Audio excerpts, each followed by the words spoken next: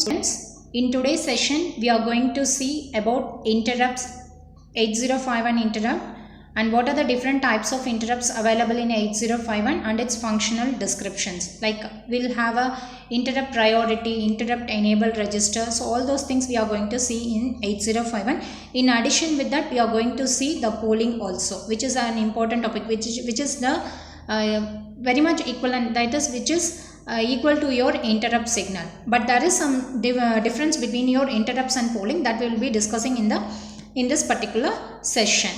Okay, so what is meant by an interrupt in case of your microcontroller? So interrupt is nothing but it is some disturbance. Interrupt is nothing but it is some disturbance that suspend your current program execution. That suspend your current program execution. For example, you consider I'm going to write a program. For example, I wanted to create a time delay. So I'll write it here, move a hash 55. Move P1 move P1 A. That is whatever content you have in accumulator that you are moving on to your port 1 register. Then A call delay. It means that when this particular instruction is executed, some disturbance has occurred that is temporarily suspending the main program. So it is your main program. For example, in your previous program, what we have seen for transmitting and receiving the data. So in this, if you see, it is your disturbance, that is it is calling your subroutine program. So it is deviating from your main program. So if anything is deviating from your main program, that is called as your interrupt.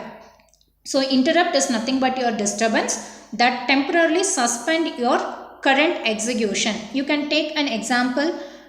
We will be working on one computer. Okay. So somebody is giving a print statement. Somebody is giving a print statement from some other computer, but this particular computer is having the complete control towards that particular printer.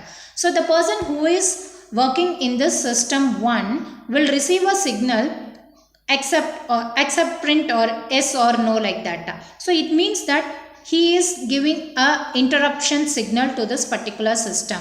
So here that so whatever program, whatever command that he or she is working, it will be temporarily suspended and he will be giving yes or no to this print command. So interrupt is nothing but it is a event that temporarily suspend the present execution of your program. So when that interrupt is occurred, the control will be transferred. For example, in this, as I said here, when print command is given to this particular system, after giving S, the control is again transferred to the external source for it to complete the task. So the present execution of the program is stopped and the requested signal is served. So it is called as your interrupt.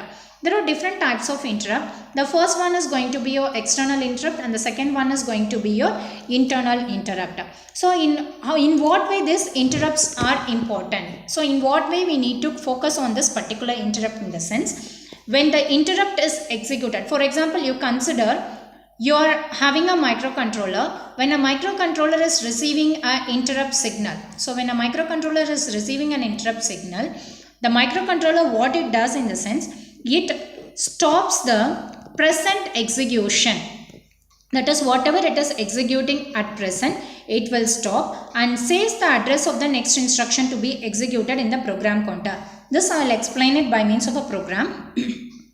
For example, move a hash 55.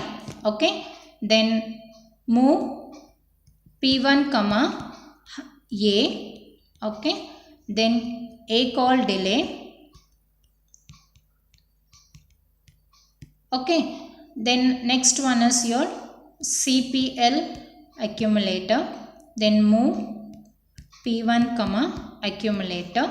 Again I am going to give A call delay. Okay. This is my main program. I'm going to write one more subroutine program that will define my delay function, delay. Okay, you consider I'm going to write the delay program using a timer. So using a timer, if I'm going to write, I'll be setting my timer run bit. So timer run bit is set.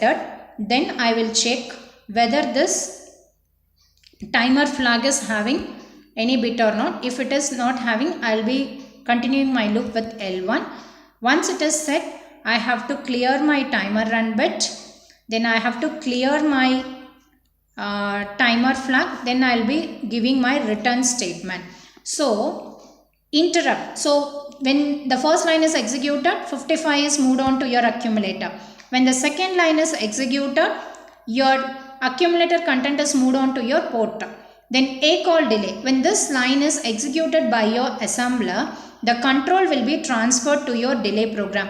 It means that you have a register called program counter. Program counter is nothing but your 16-bit register which stores the address of the next instruction to be executed. For example, when your assembler is having the control in this particular line, okay, your program counter address will store this line address.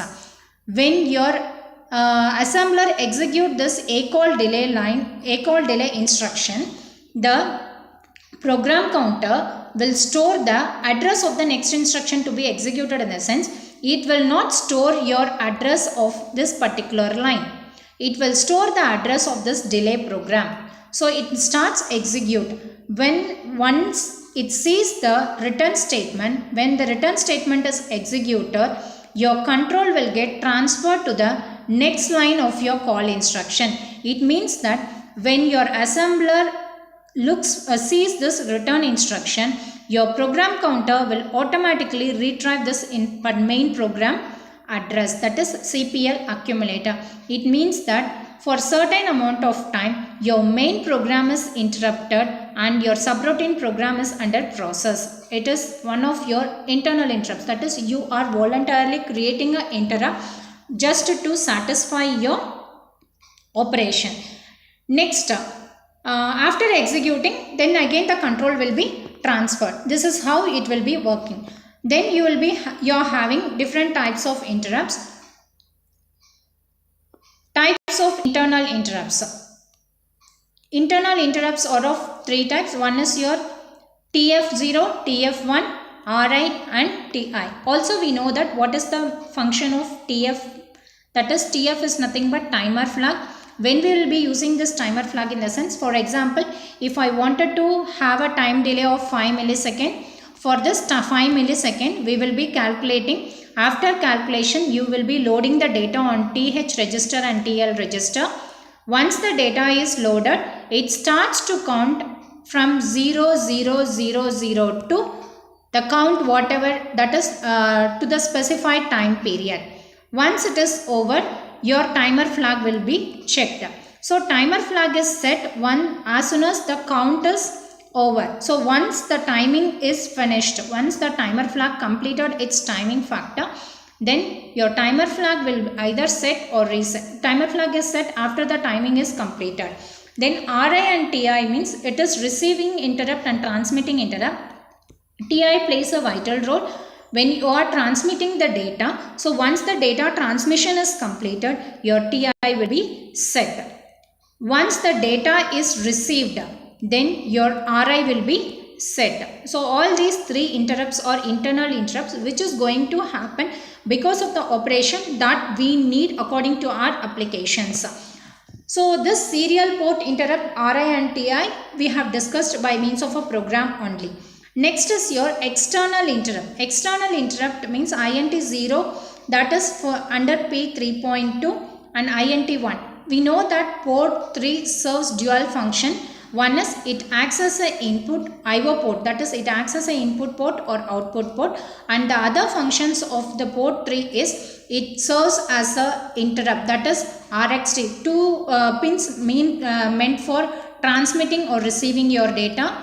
2 pins meant for interrupts, that is INT0 and INT1, and 2 other pins it serves for your receive interrupt and transmit interrupts. Likewise, it has your port 3 has a multiple functions.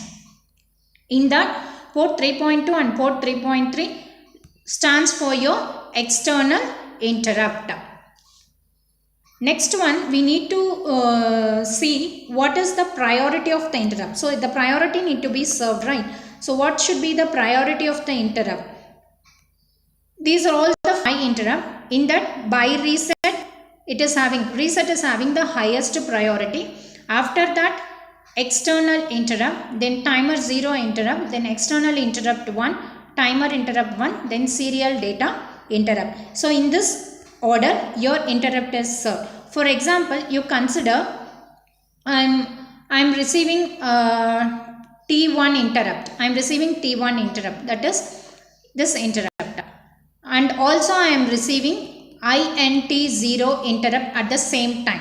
So what it will do in the sense, it will serve INT0 as a first priority and T1 as your second priority. Why? Because while serving the interrupt, while executing the interrupt, your external interrupt is having the highest priority than your external interrupt INT0 is having the highest priority than your timer 1 interrupt. So according to this priority only, your interrupt will get served.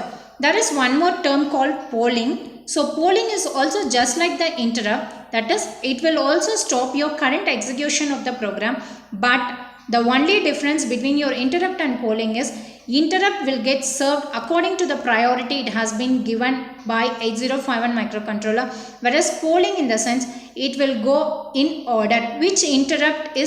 Which function is interrupted first, that function will be served, and later on the requested interrupts will be served. In order only it will get served in case of your polling. That is the main difference between your interrupt and polling. So in the next class we will see how to use your interrupt enable register and how to use your interrupt priority register. Thank you, students.